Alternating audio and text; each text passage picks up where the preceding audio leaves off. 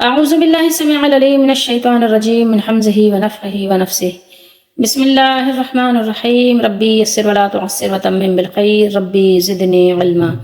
وأن استغفروا ربكم ثم توبوا إليه يمتعكم متاعا حسنا إلى أجل مسمى ويؤتي كل ذي فضل فضله وإن تولوا فإني أخاف عليكم عذاب يوم كبير إلى الله مرجعكم وهو على كل شيء قدیر. 2 آیات مبارکہ ہیں، سورہ ہود کی 11واں سپارہ ہے.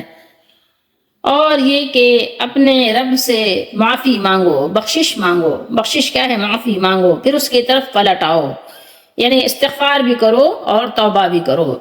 استغفروا اور توبو، تو توبہ بھی کرو اس سے اور استغفار بھی کرو، تو وہ تمہیں ایک معین مدت تک اچھا ساز و سامان دے گا. کون دے گا؟ اللہ تعالیٰ. اجل مسمى تک اللہ تعالیٰ حسن دیں گے، متاع حسن دیں گے، اور ہر زیادہ عمل والے کو اس کا زیادہ ثواب بھی اللہ تعالیٰ عطا کریں گے.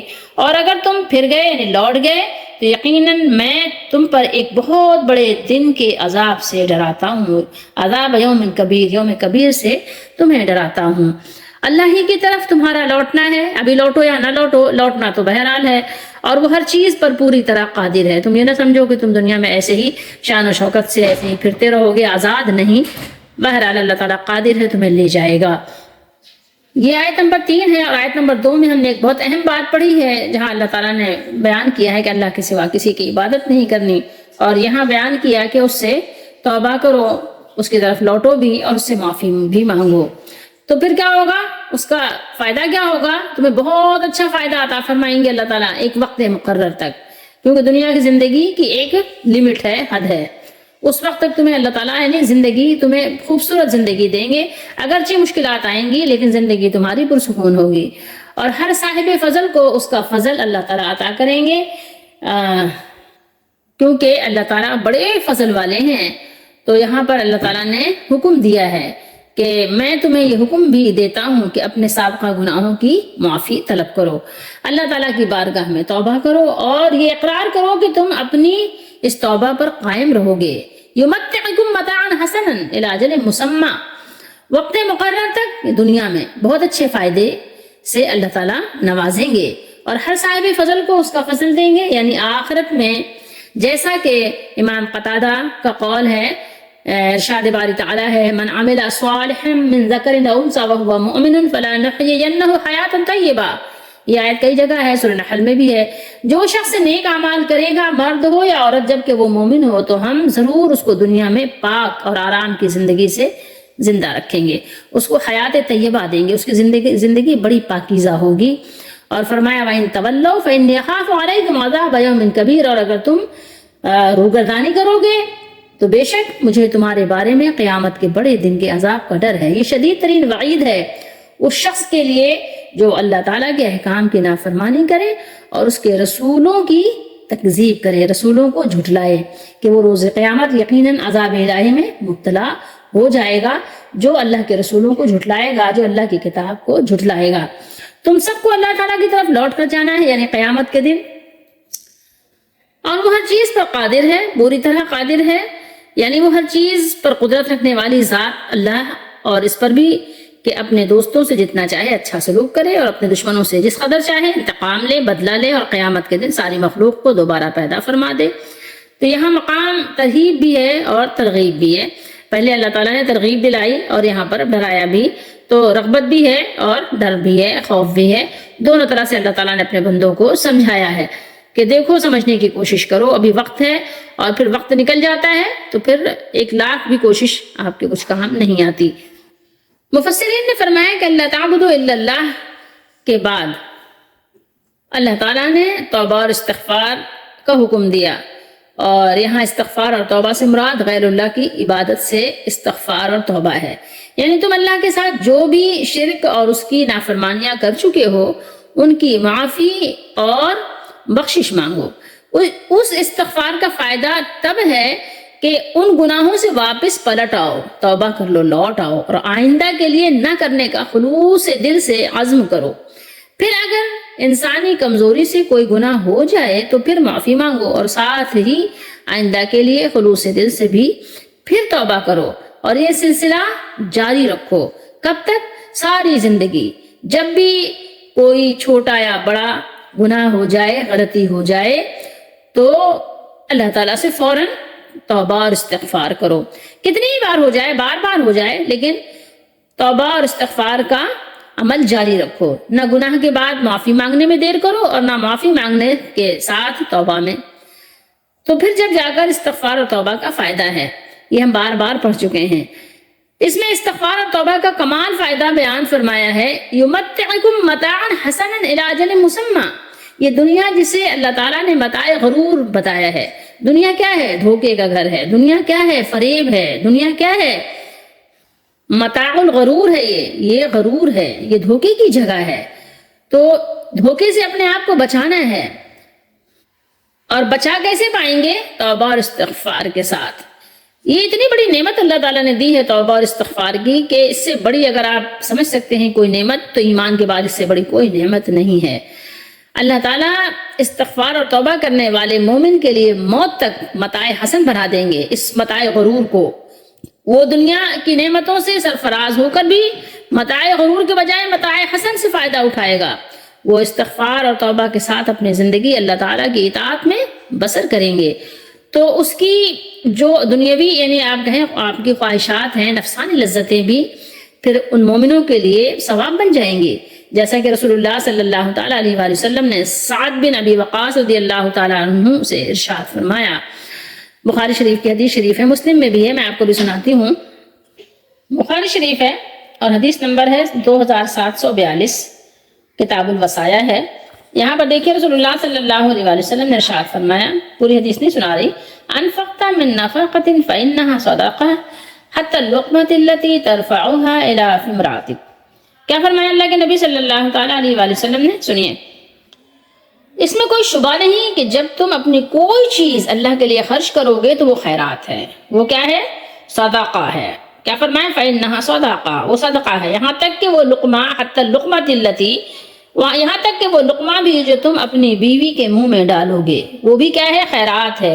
حالانکہ دیکھیے وہ نفس کی خواہش بھی ہے نا، انسان اس طرح سے دل لگی کے کام کرتا ہے تو وہ کیا ہے؟ ایک خواہش بھی تو ہوتی ہے، لیکن وہ بھی کیا ہے؟ صدقہ ہے، خیرات ہے.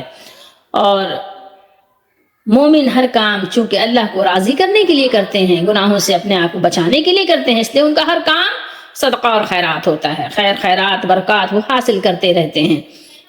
تو ایسے مومن کو دنیا میں حیات طیبہ عطا ہوتی ہے، خواہ بظاہر وہ مصیبت میں گرفتار ہو، اور آخرت کا بہترین اجر عطا ہوگا. اور سورہ ہود میں آگے میں انشاءاللہ اور بہت کچھ پڑھنے والے ہیں، عمل صالح اور استغفار کی بے شمار برکات اور فوائد جو ہے ابھی اسی میں سورہ ہود میں انشاءاللہ ہم پڑھ لیں گے. لیکن یہاں جو ہم پڑھ رہے ہیں وَأَنِ اسْتَغْفِرُوا رَبَّكُمْ ثُمَّ تُوبُوا إِلَيْهِ، تو یہاں پر آپ نے دیکھا، آپ کو اندازہ ہوا کہ اللہ تعالیٰ نے حکم دیا کہ آپ پلٹ آئیں، خلوص سے پلٹ آئیں، خلوص دل سے عزم کر کے اللہ تعالیٰ کی طرف لوٹ آئیں، توبہ کریں، استغفار کریں. آپ کی زندگی آپ کے لیے نفع بخش ہو جائے گی. اس میں آپ ایسے ایسے کارنامے انجام دیں گے کہ بس آخرت میں آپ کے لیے وہ ذخیرہ بنتا رہے گا. اس حدیث شریف سے آپ کو مومن کی شان بھی سمجھ جانا چاہیے کہ مومن کی شان کیا ہے. فرمایا کہ تم جو کچھ بھی خرچ کرو گے، جو کچھ بھی تم خرچ کرو گے جس کے ساتھ تمہاری رضا لیکن اللہ کی ہونی چاہیے، کہ اللہ کو راضی کرنے کے لیے کر رہے ہو، تو وہ سب تمہارے لیے کیا ہے؟ صدقہ بن جائے گا. اس ہر چیز پر تم کو اجر دیا جائے گا، اور وہی چیز تمہارے لیے صدقہ اور خیرات ہے. ٹھیک ہے، یہاں تک کہ اپنی بیوی کو لقمہ کھلا رہے ہو لیکن اجر پا رہے ہو. سوچو تو صحیح، ذرا غور تو کرو. اور مزید برآں یہ کہ آخرت میں تو پھر ظاہر ہے سونے پہ سہاگا ہے. کیا کہنے وہاں پر مومنوں کے لیے؟ وَيُؤْتِي كُلَّ ذِي فَضْلٍ فَضْلًا. فضل کا معنی زائد ہے، یعنی جو اطاعت اور نیک اعمال میں جتنا زیادہ ہوگا اسے اللہ تعالیٰ دنیا یا آخرت میں یا دونوں میں زیادہ اجر دیں گے. اللہ کے ہاں کسی چیز کی کمی تو نہیں ہے، ہرگز نہیں. اس کا قاعدہ ہے کہ جو کوئی برائی کرتا ہے اس کے لیے ایک ہی برائی لکھی جاتی ہے، اور جو نیکی کرتا ہے اس کے لیے کم از کم 10 نیکیاں لکھی جاتی ہیں، اور زیادہ سے زیادہ کا کوئی حساب نہیں ہے. اللہ تعالیٰ بغیر حساب دیتے ہیں، اجرہم بغیر حساب. واللہ یرزق من یشاء بغیر حساب. حساب کتاب نہیں ہوتا ان کے لیے، جن کو اللہ تعالیٰ جتنا چاہیں. اللہ تعالیٰ ہم سب کو دنیا اور آخرت میں اپنی نعمتیں، رحمتیں، ہدایتیں بے حساب دیں، اور ہمیں جنت کی نعمتیں بھی بے حساب دیں. اور اللہ جسے چاہتے ہیں بے حساب دیتے ہیں. ایک مطلب یہ بھی ہے کہ صدقہ عموماً اپنی ضرورت سے زائد چیز ہی کا کیا جاتا ہے نا. جو آپ سمجھتے ہیں کہ اب ضرورت سے زائد ہے تو اس کو نکال دیا جائے، دے دیا جائے کسی کو اس سے فائدہ ہو جائے. ہمارے پاس بہت سارے کپڑے ہو گئے ہیں تو کچھ کپڑے ریٹائر کر دیتے ہیں، کسی غریب کا بھلا ہو جائے. تو ہر شخص جو اپنی ضرورت سے زائد چیز اللہ کی راہ میں خرچ کر دے تو اللہ تعالیٰ اسے ہرگز کمی نہیں ہونے دیں گے، بلکہ اس کی زائد چیز ضرور اسے دیں گے. پھر جو اپنی ضرورت کے باوجود صدقہ کر لے تو اللہ تعالیٰ اس پر کس قدر فضل فرمائیں گے، اس کا تو کوئی اندازہ نہیں کر سکتا. رسول اللہ صلی اللہ تعالیٰ علیہ وآلہ وسلم نے ارشاد فرمایا، کوئی صدقہ کسی مال میں کمی نہیں کرتا، کوئی صدقہ کسی مال میں کمی نہیں کرتا، بلکہ کیا ہے، صدقے سے مال بڑھتا ہے بڑھتا ہے بڑھتا ہے.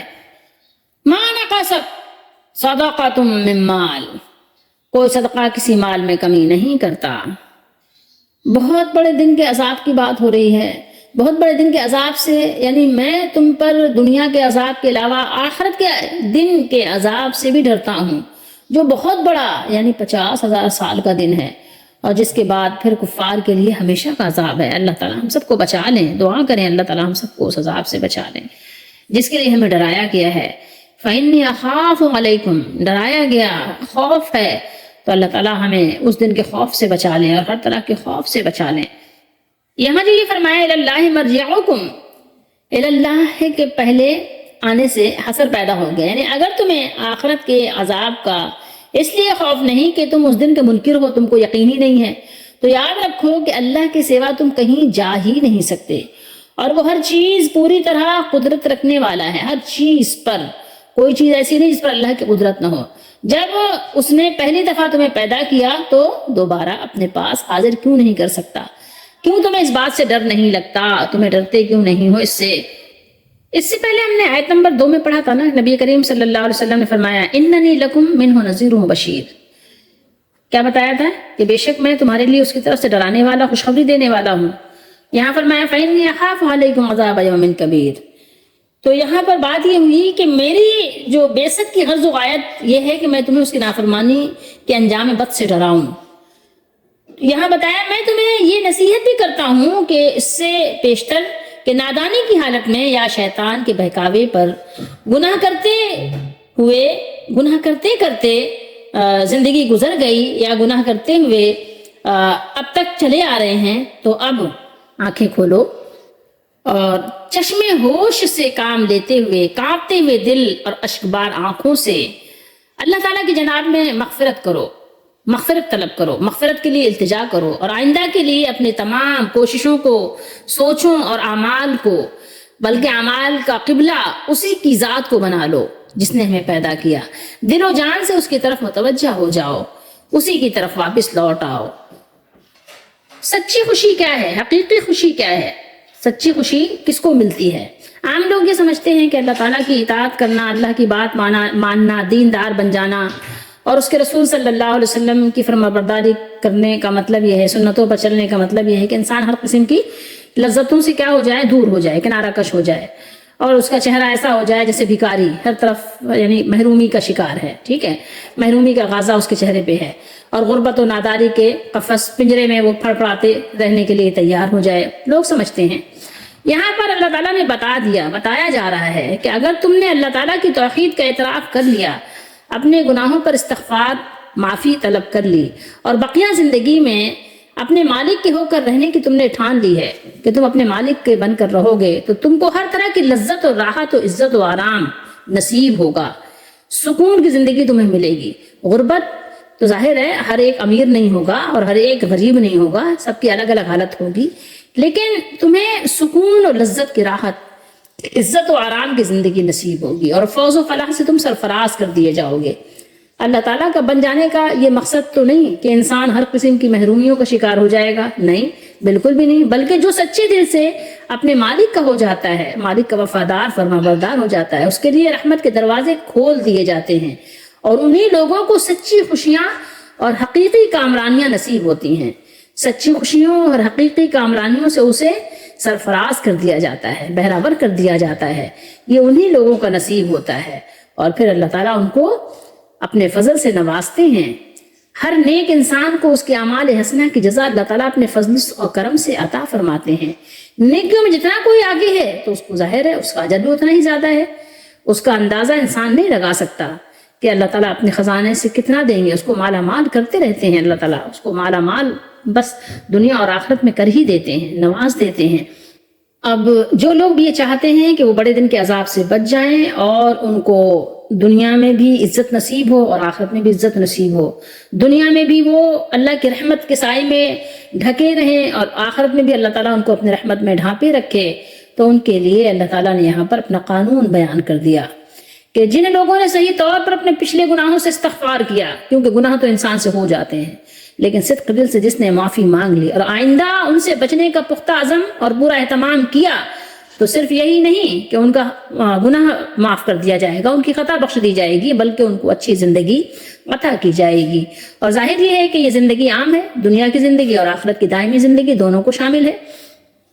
اور اگر آپ اس کی مزید تفسیر یا توضیح چاہتے ہیں تو سورہ نوح میں چلے جائیے، وہاں اللہ تعالیٰ نے ارشاد فرمایا استغفار کرنے والوں کے لیے، یرسل السماء علیکم مدرارا ویمددکم باموال وبنین ویجعل لکم جنات ویجعل لکم انہارا، یعنی اگر تم نے صحیح طور سے اللہ سے مغفرت مانگی تو اللہ تعالیٰ تم پر باران رحمت نازل فرمائیں گے اور تم کو مال و اولاد سے بامراد کریں گے اور تمہارے لیے باغات اور نہریں عطا فرمائیں گے۔ تو اب ظاہر ہے کہ باران رحمت اور مال و اولاد کا تعلق کہاں سے ہے، دنیا سے ہے یا آخرت سے ہے؟ تو دنیا میں ملے گا نا، یہاں نہریں یہاں اللہ تعالیٰ بہائیں گے نا، یہاں باغات اگائیں گے نا، جنت تو ہے، اولاد یہاں چاہیے نا، آپ کو بچے یہاں چاہیے نا، تو سب کا تعلق کہاں سے ہے؟ حیات دنیا سے ہے۔ تو اسی لیے آیات مذکور میں متاع حسن کی تفسیر بھی اکثر مفسرین نے یہ کی ہے کہ استغفار و توبہ کے نتیجے میں اللہ تعالیٰ تم کو رزق کی وسعت اور عیش کی سہولتیں عطا فرمائیں گے اور آفتوں اور عذابوں سے تمہاری حفاظت کریں گے، اور چونکہ حیات دنیا کا ایک روز ختم ہو جانا لازمی ہے اور اس کی عیش و راحت قانون قدرت کے تحت دائمی نہیں ہو سکتی، اس لیے الی اجل مسمى فرما کر یہ اجل مسمى تک ہے، ہمیشہ کے لیے نہیں ہے۔ تو یہاں پر یہ بات فرما کر ہدایت کرتی ہے کہ دنیا کی پاکیزہ زندگی اور عیش کی سہولتیں خاص وقت تک ہیں، ایک میعاد، ان کی ایک لمٹ ہے، یعنی موت تک حاصل رہیں گی۔ آخر کار کیا ہوگا؟ موت ان سب چیزوں کا خاتمہ کر دے گی، ختم کر دے گی، مگر اس موت کے فوراً بعد ہی دوسرے عالم کی زندگی شروع ہو جائے گی اور اس میں بھی توبہ استغفار کرنے والوں کے لیے دائمی راحتیں میسر ہوں گی۔ حضرت سہل بن عبداللہ فرماتے ہیں کہ متاع حسن سے مراد یہ ہے کہ انسان کی توجہ مخلوق سے ہٹ جائے، لوگوں پر نہ رہے بلکہ خالق پر ہو۔ سمجھ رہے ہیں بات کو؟ اپنے مالک پر ہی اس کی توجہ ہے، لوگوں سے نہیں ہے۔ جو کچھ عطا کرے گا مالک دے گا نا، بس۔ اور بعض حضرات یہ کہتے ہیں متاع حسن سے مراد یہ ہے کہ جو موجود ہے اس پر راضی ہے، جو اللہ نے دیا خوش ہے، راضی ہے، اور جو نہیں ہے اس کا کوئی غم نہیں ہے۔ دنیا تو ختم ہو جانے والی شے ہے نا، تو اس کا غم نہیں لگاتا وہ کہ آج میرے پاس یہ کیوں نہیں ہے، فلاں کے پاس یہ کیوں ہے، میرے پاس صرف بیٹیاں ہیں اس کے پاس بیٹے کیوں ہیں، میرے پاس تو کرائے کا گھر ہے اس کے پاس اپنا بڑا سا حویلی نما گھر ہے کیوں ہے، تو وہ اس کا غم ہی نہیں لگاتا۔ جو ہے اللہ کا شکر ہے، تو وہ اس سے بڑی آپ کو شکر کی نعمت مل گئی، اس سے بڑی اور کیا دولت چاہیے آپ کو کہ آپ کو اللہ تعالیٰ نے قناعت کی دولت دے دی۔ تو اللہ تعالیٰ اس پر بہت فضل کرتے ہیں۔ تو کسی کو اگر حقیقی نعمتیں چاہیے، حقیقی سکون چاہیے، حقیقی خوشی، چین، راحت چاہیے، تو وہ کیا کرے؟ توبہ استغفار کرے، اللہ والا بن جائے۔ اس کے لیے اللہ تعالیٰ نے آسان سا وظیفہ بتا دیا۔ دنیا والے پتہ نہیں کتنے وظیفے بتاتے رہتے ہیں، اللہ نے بڑے آسان وظیفے بتائے ہیں۔